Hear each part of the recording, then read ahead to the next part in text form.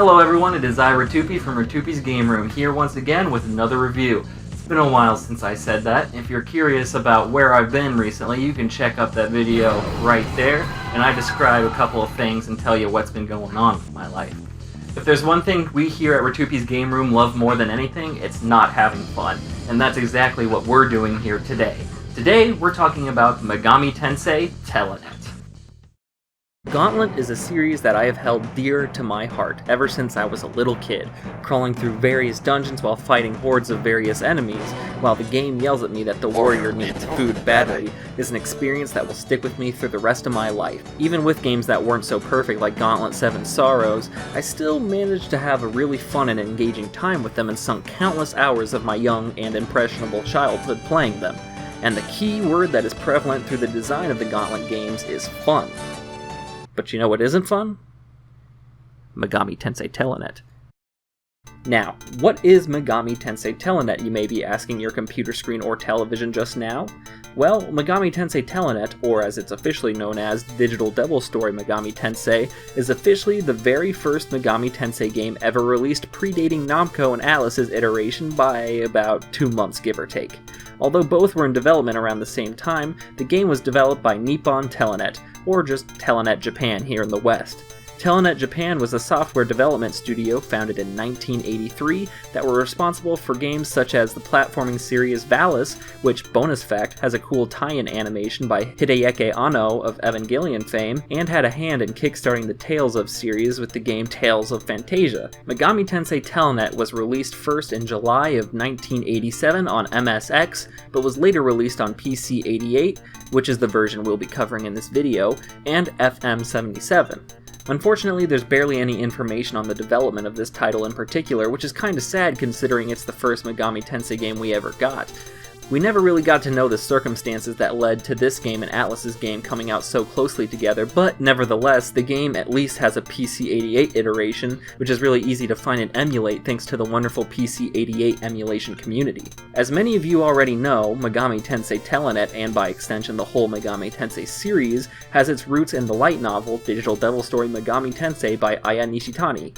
But for those of you who may not know, the novel is about a high schooler named Akemi Nakajima who develops a demon summoning program on his PC with the help of one evil trickster, Loki. This game follows Nakajima as he fights his way through a labyrinth of monsters and demons for some sort of goal. A decent portion of the game is in English, except for the actual cutscenes, which are all in Japanese. At least the cutscenes are rather neat to look at. The game has you traverse through the plains of Makai, a reoccurring location in the Megami Tensei series, although it's better known as the Expanse. Makai is represented by different sections of the Sephiroth, which is a kind of abstract concept from Jewish mysticism that is a lot to get into in this video, but to break it down for the layman, it's essentially 10 or so attributes that God presents himself through. Sections of the Sephiroth diagram are represented in this game's different sectors, such as Yesod and Malkuth. Each section has 8 floors, and each section can branch off into either good or evil versions of said area.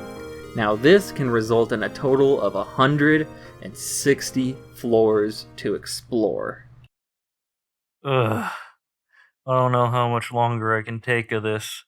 Well, there's one thing we don't do in the game room, and that's give up. So, let's give it another whirl.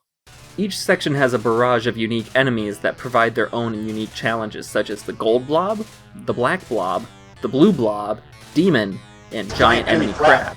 And of course, when I say difficulty, I just mean how fast they chase after you and how much HP they have. Their difficulty can be increased by the influence of the Moon Phase system, which was a series first, since, you know, it was the first game in the series. This game isn't really so difficult as it is just an endurance run of how long you can make it before you can get your next HP vial, or just losing your sanity altogether thanks in part to the looping soundtrack.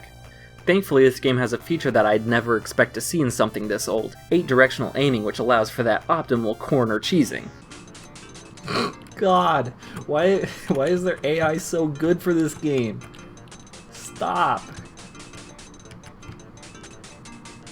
Oh, okay, one down. Getting a conveyor belt. That's what I like to see. Okay, good. Good. Other than that, the game mostly consists of floor after floor after floor of wandering until you get to the next exit, find the next HP vial, coins, or computer batteries for some reason. and altogether just a general lack of excitement. The game's graphics aren't completely horrible if you, sit back a little bit, and there are some eye-catching visuals such as the aforementioned cutscene stills, neat-looking UI, chubby Nakajima, or even the cool 3D Telenet logo at the beginning. I've played a total of around 12 or so hours of this game, and I just wish there was more that I could say, but really this is a pretty bare-boned, yet interesting entry into the series. Now, would I say it's worth it to explore each nook and cranny of this game?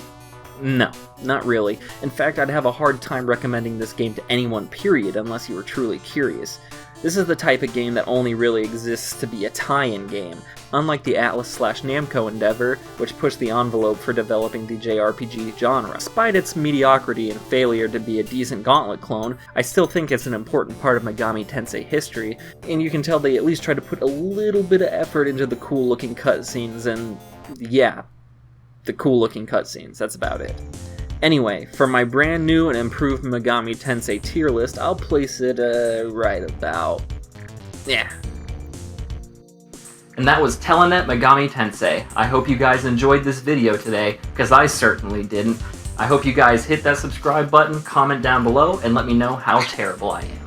Thank you, and see you guys next time.